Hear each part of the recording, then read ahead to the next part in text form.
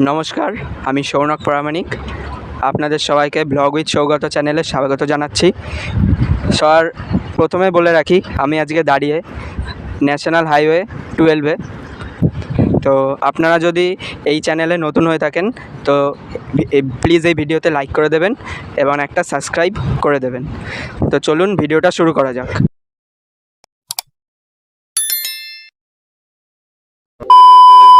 আর পিছিয়ে গেল জাতীয় সড়কের সম্প্রসারণের নির্মাণ কাজ। আপনারা দেখতে পাচ্ছেন এখান থেকে সরাসরি যে কতদূর কাজ এগিয়েছে। আমি আমার ক্যামেরা পার্সনকে বলবো একটুখানি আশেপাশের দিকটা দেখাতে, যে এখানের রানাঘাটের জনসাধারণের কতটা সমস্যা হচ্ছে এই কাজের ফলে।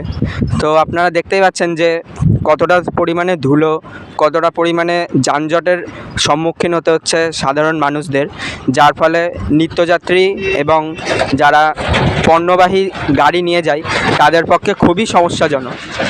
তো রানাঘাটের এই ওরালপুল কাজ সম্পন্ন করার জন্য আমি আমাদের চ্যানেল থেকে যত আমাদের সরকারি আধিকারিক আছে তাদেরকে বলবো যে যত শীঘ্রই হয় আমাদের এই কাজটি শেষ করার জন্য, কারণ আমাদের যারা নিত্যযাত্রীরা আছে তাদের খুবই সমস্যার সম্মুখীন পড়তে হচ্ছে।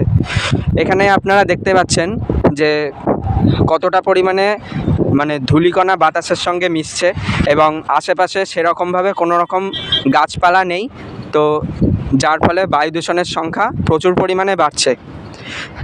এর একটাই কারণ, সেটা হচ্ছে আমরা সূত্রের খবর থেকে জানতে পেরেছি যে ঠিকমতোভাবে তাপবিদ্যুৎ কেন্দ্র থেকে ছাই আসছে না এবং যেই সব উপকরণগুলি আমাদের সড়ক তৈরি করতে কাজে লাগে সেইগুলিও আসছে না।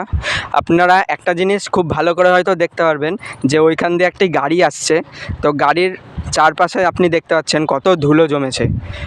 এর ফলে যারা বাচ্চারা থাকে তাদের নিত্যযাত্রীদের খুবই অসুবিধা, বাচ্চাদের এর ক্ষেত্রে শ্বাসকষ্ট উঠে যেতে পারে এবং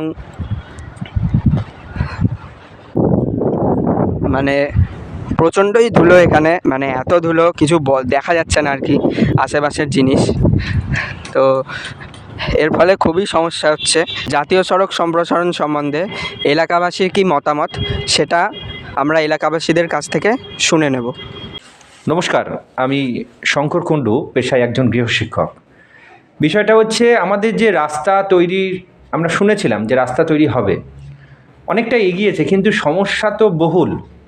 সমস্যা যদি আমাদের 1, 2, 3, 4 হয়তো 100 পার হয়ে যাবে। তা বিশেষ বিশেষ কয়েকটি সমস্যা যেটা আমরা ফিল করছি সেটাই একটু আলোকপাত করার চেষ্টা করছি।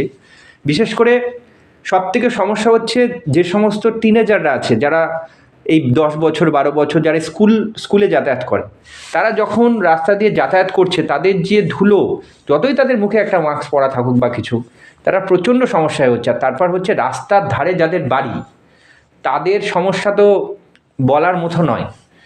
জানলা দরজা বন্ধ করে রাখলেও অনেকবার ঘর পরিষ্কার করার পর মনে হচ্ছে যেন ঘর যেন পরিষ্কারই হচ্ছে না। তো এই বিষয়ে আমি স্থানীয় যারা প্রশাসন আছে তাদের কাছে একটু আলোকপাত করতে চাইছি যে তারা যেন জল রাস্তার উপর যদি প্রপার ওয়েতে যদি তারা জল দেয়, তাহলে কিন্তু এই ধুলোর থেকে আমরা বাঁচতে পারি। হয়তো জল আমি দেখেছি 2-1 বার, কিন্তু এটা যদি দিনে অন্তত 4 বার বা 5 বার যদি দেওয়া হয় রাস্তায় জল, তাহলে কিন্তু সেক্ষেত্রে আমরা রানাঘাটবাসী হিসাবে পরিত্রাণ পাবো। কারণ ধুলো থেকে যে সমস্যাগুলো, বিশেষ করে হার্টের পক্ষে তো খুবই কষ্টকর। এছাড়াও সবথেকে বড় কথা হচ্ছে আমরা বিশেষ করে আমার বিশেষ কাজে শান্তিপুর কৃষ্ণনগরে যেতে হয়। আমরা যখন শান্তিপুর থেকে আসছি রানাঘাটের উদ্দেশ্যে, যখন আমরা প্রামাণিকের ওই দিকটাই অন্তত প্রায় 30 মিনিট 40 মিনিট করে আমরা থেমে যাচ্ছি। রাস্তার যা বেহাল অবস্থা, গাড়ি থেমেই আছে তো থেমেই আছে, এত সমস্যা। এক্ষেত্রে সত্যি কথা বলতে পেরে উঠছে না। এখানে আমার মনে হয় আমাদের যারা স্থানীয় প্রশাসন আছে সকলে একত্রিতভাবে যদি এই বিষয়টাকে না দেখা হয়, তাহলে কিন্তু আমরা আমাদের প্রিয়জনকে হারাতে চলেছি। ইতিমধ্যে অনেক অ্যাক্সিডেন্ট ঘটেছে 34 নং জাতীয় সড়কের ওপর, কোটমোড় তথা প্রামাণিকের সন্নিকটে, এবং এইগুলো আটকাতে গেলে, এবং সবথেকে বড় কথা হচ্ছে আমার বাড়ি কোটমোড়, রাজবাগান পাড়ায় বাড়ি। সেখানে আমি নিজে চোখে দেখেছি যে কোটমোড়ের রাস্তা পারাপারের মিডলে যে একটা গর্ত আছে, আমি আজই বলছি আপনারা একটু দৃষ্টিপাত করুন। ওই গর্তটা আমি নিজে চোখে দেখেছি, একটা 74 বছরের মানুষ টোটোর মধ্যে উল্টে গেছিলো, কি জল জমেছিল, সে টোটোওয়ালাও বুঝতে পারছে না যে কি অবস্থা, ওটা যে আদৌ যে ওখানে কোনো জল আছে কিনা। এই জায়গাটা যেন বোঝানো হয়। আর কিছু বলবো না, আপনাদের সকলের আগামী সরস্বতী পুজো আসছে, খুব ভালো কাটবে, ঠিক আছে। এবং রানাঘাটকে বাঁচাতে গেলে সকলের, মানে এই শহরটা যেহেতু আমাদের সকলের, একত্রিতভাবে আমরা কিন্তু আমাদের শহরকে বাঁচাবো। আমরা একে অপরকে একদম মানে কোনো রকমভাবে বলবো না যে ও করবে কি আমি করব কি, আমরা সবাই মিলে আসুন না আমাদের শহরটা আমরা নিজেরাই বাঁচাই। নমস্কার। ক্যামেরায় সৌগত ঘোষের সঙ্গে আমি সৌনক প্রামাণিক, ব্লগ উইথ সৌগত, রানাঘাট।